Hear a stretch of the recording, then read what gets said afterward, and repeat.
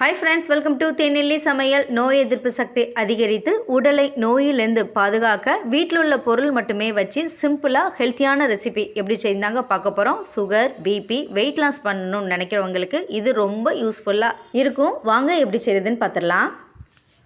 அதுக்கு ஃபஸ்ட்டு ஒரு பவுலில் 1 கப் அளவுக்கு பச்சை பயிர் எடுத்திருக்கேன். அதை இதோடு சேர்த்துக்கலாம்.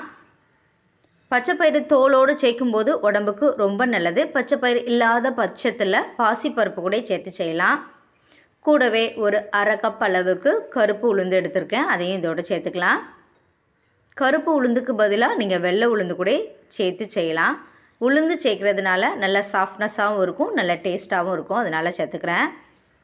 இப்போ இதில் தண்ணி ஊற்றிட்டு ஒரு 2-3 தடவை நல்லா கையை வச்சு பிசைஞ்சு கழுவிட்டு அதுக்கப்புறம் தேவையான அளவு தண்ணி ஊற்றி குறைஞ்சது 4 to 5 மணி நேரம் ஊற வச்சு எடுத்துக்கோங்க. இப்போ வேற ஒரு பாத்திரத்தில் 1 கப் அளவுக்கு அவல் எடுத்து லைட்டாக அலசிட்டு தண்ணி ஊற்றி அரைக்கிறதுக்கு ஒரு 10 to 15 நிமிஷத்துக்கு முன்னாடி ஊற வச்சாலே போதும். ரொம்ப நேரம் ஊற வைக்கணும்னு அவசியம் இல்லை. அவல் சீக்கிரமாக ஊறி வந்துடும். பச்சைப்பயிர் ஊற வச்சு அரைக்கிறதுக்கு ஒரு 1/4 மணி நேரத்துக்கு முன்னாடி மட்டும் ஊற வச்சுக்கோங்க. இப்போ பச்சைப்பயிறு நல்லா இந்த அளவுக்கு ஊறி வந்திருக்கோம். பச்சைப்பயிறு எடுத்து அழுத்தம் கொடுக்கும்போது தோல் தனியாக பயிறு தனியாக வரணும். அந்த அளவுக்கு ஊறி வந்திருக்கோம். நான் ஒரு 5 மணி நேரம் போல் ஊற வச்சு எடுத்திருக்கேன். இப்போ மிக்ஸி ஜாரில் தண்ணி இல்லாமல் நம்ம ஊற வச்ச பயிர் வகைகளை இதோடு சேர்த்துக்கலாம். இப்போ பச்சை பயிறு, கருப்பு உளுந்து ரெண்டுமே தோலோடு சேர்த்துக்கிறதுனால வாய்வு தொல்லை நீங்கள் கொஞ்சமாக இஞ்சி, கொஞ்சம் சீரகம், கொஞ்சம் சோம்பு சேர்த்துக்கோங்க. தேவைப்பட்டால் இதோட பச்சை மிளகாய், காஞ்ச மிளகாய் இல்லைன்னா மிளகு கூட சேர்த்து செய்யலாம். இப்போ இதை அப்படியே கொஞ்சம் கொஞ்சமாக தண்ணி ஊற்றி கட்டியான பதத்துக்கு அரைச்சி எடுத்துக்கோங்க. தண்ணி அதிகமாகிடக்கூடாது. நல்லா இது போல் இருக்கணும். ரொம்ப பேஸ்ட்டாலாம் அரைக்கணும்னு இல்லை, கொஞ்சம் குறப்பாக ஒரு ரவை பதத்துக்கு நம்ம அரைச்சி எடுத்துக்கலாம். இப்போ அரைச்சி வச்சுருக்கதை வேற ஒரு பாத்திரத்துக்கு நம்ம மாற்றிக்கலாம். அதிகமாக இருந்ததுனால நான் 2 பேட்சாக அரைச்சி எடுத்திருக்கேன். செகண்ட் பேட்ச் அரைக்கும்போது சீரகம், சோம்பு, இஞ்சிலாம் சேர்க்க தேவையில்லை. செகண்ட் பேட்ச் அரைச்சி இதையும் இதோடு சேர்த்துக்கோங்க. இப்போது நம்ம ஊற வச்சுருக்க அவலை ஒரு 15 நிமிஷம் ஊற வச்சா போதும். அதை தண்ணியை வடிச்சிட்டு மிக்ஸி ஜாரில் சேர்த்து அதையும் நல்ல ஒரு பேஸ்டான பதத்தில் அரைச்சிட்டு இந்த மாவோடு கலந்துடலாம். அவளுக்கு பதிலாக ஒரு 1/2 கப் அளவுக்கு அரிசி, அப்படி இல்லைன்னா இட்லி அரிசி, வேறு எந்த அரிசினாலும் நீங்கள் சேர்த்துக்கலாம். மாப்பிள்ளை சம்பா அரிசி, கவுனி அரிசி எதுனாலும் ஒரு 1/2 கப்பு போல் சேர்த்துக்கலாம். இப்போ மிக்ஸி ஜாரில் கொஞ்சமாக தண்ணி ஊற்றி அலசிட்டு நல்லா கலந்து விட்டுக்கோங்க. இப்போ இதுக்கு தேவையான அளவு உப்பு போட்டு நல்ல தோசை மாவு பதத்துக்கு கலந்து எடுத்துக்கோங்க. மாவு கட்டியாக தான் இருக்கணும், தண்ணியாக இருக்கக்கூடாது.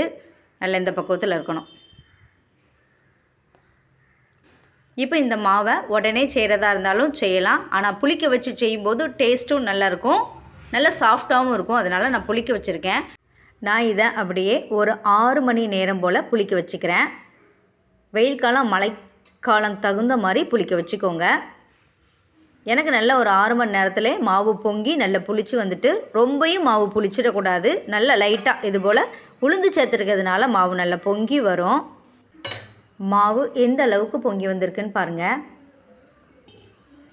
இதில் நல்ல குட்டி குட்டி பபிள்ஸாக இருக்கணும். இப்படி இருந்துச்சுன்னா தோசை நல்லா சாஃப்டாக இருக்கும். மாவு எடுக்கும்போது நல்லா லைட்டாக இருக்கணும். அப்போ தான் தோசையோட டேஸ்ட்டு நல்லாயிருக்கும். இதை அப்படியே லைட்டாக கலந்து விட்டுக்கோங்க. தேவைக்கு மட்டும் மாவு எடுத்து யூஸ் பண்ணிவிட்டு மிச்ச மாவை ஃப்ரிட்ஜிலே 3 to 4 நாள் வரைக்கும் ஸ்டோர் பண்ணி வைக்கலாம். அப்படியே தான் இருக்கும். இப்போ இது அப்படியே இருக்கட்டும். ஒரு ஸ்டவ் ஆன் பண்ணி ஒரு கடாயை அடுப்பில் வச்சுட்டு அதில் தேவையான அளவுக்கு நல்லெண்ணெய் சேர்த்துக்கோங்க. கூடவே காரத்துக்காக 4 காஞ்ச மிளகாய், இது கூடவே 1 டேபிள் ஸ்பூன் அளவுக்கு மல்லி, உளுந்து, தோரம்பருப்பு இல்லைனா கடலைப்பருப்பு, எந்த பருப்புனாலும் சேர்த்துக்கோங்க. பருப்பு சேர்க்குறதுனால டேஸ்ட்டாக நல்லா இன்க்ரீஸ் பண்ணி கொடுக்கும். உளுந்து நல்ல ஒரு திக்னஸ் கொடுக்கும், அதனால தான் சேர்த்துருக்கோம். இப்போ இது எல்லாமே நல்லா பொரிஞ்சு வரட்டும்.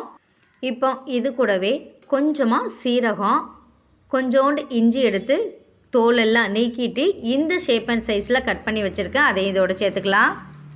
கூடவே ஒரு 10 to 15 பல்லு போல் பூண்டு வந்து ஆப்ஷனல் தான், விருப்பப்பட்டால் சேர்த்துக்கோங்க. நல்ல ஒரு நெல்லிக்காய் சைஸ் அளவுக்கு புளி சேர்த்து நல்லா வதக்கி விட்டுக்கோங்க. பூண்டு லைட்டாக கலர் மாறி இஞ்சி நல்லா சுருண்டு வரும், அது வரைக்கும் நம்ம வதக்கி எடுத்துக்கலாம். சளி, இருமல், மூட்டு வலிக்கு இந்த இஞ்சி ரொம்ப ஹெல்ப்ஃபுல்லாக இருக்கும். நல்லா இந்த அளவுக்கு வதங்கி வந்ததுக்கப்புறமா இதை அப்படியே எடுத்து நல்லா ஆற வச்சிடலாம். நல்லா ஆறி வந்ததுக்கப்புறமா எண்ணெயே இல்லாமல் இப்போ மிக்ஸி ஜாரில் மாற்றிட்டு அதுக்கு தேவையான அளவு உப்பு, கொஞ்சமாக வெல்லம் இல்லைனா நாட்டு சக்கரை விருப்பப்பட்டால் சேர்த்துக்கோங்க, இல்லைனா ஸ்கிப் பண்ணிக்கோங்க. சேர்த்து ஒரு 2 டேபிள் ஸ்பூன் அளவுக்கு மட்டும் தண்ணி ஊற்றி இந்த பதத்தில் அரைச்சி எடுத்துக்கோங்க. ரொம்ப தண்ணி சேர்க்கக்கூடாது. இப்போ எண்ணெய் எதுவுமே சேர்க்க வேண்டாம். அதே எண்ணெயில் தேவையான அளவு கடுகு சேர்த்துக்கோங்க. இது நல்லெண்ணெய் இல்லைனா தேங்காய் யூஸ் பண்ணி செய்யுங்க, டேஸ்ட்டும் நல்லாயிருக்கும், சீக்கிரம் கெட்டு போகாது. கடுகு நல்லா வெடித்து வர ஸ்டேஜில் கொஞ்சம் பெருங்காயத்தூள் சேர்த்து நல்லா கலந்து விட்டுக்கோங்க.